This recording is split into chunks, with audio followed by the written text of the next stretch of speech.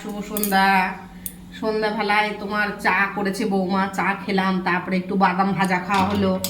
এখন বৌমা বলছে রোজই তো ভাজা পোড়া খাওয়া হয়, মা আজকে একটু অন্য কিছু খাই। তাহলে এই যে খেজুরি গুড়, পাটালি গুড় আছে, তাহলে সিমুই করা হোক।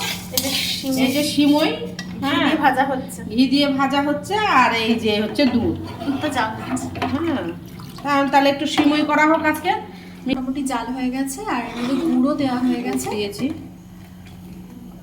আর এবার এই সিমুইটা অ্যাড করব। এখানে এতটা মতো দুধ রেখে দিয়েছে কারণ পরে শুকিয়ে যায়, হ্যাঁ তখন আবার একটু দিয়ে দেবো। আর এখানে গুঁড়ো আছে, মিষ্টি লাগলে আরো দেবে। কার কার ভালো লাগবে চলে আসুন। হ্যাঁ, এসে একটু করে নিবিয়ে রেখে দেবো। অনেকটা জাল হয়ে এসছে।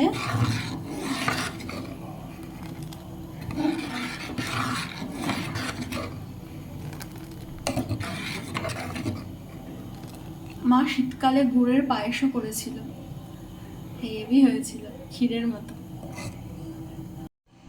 সিমুইটা রেডি হয়ে গেছে।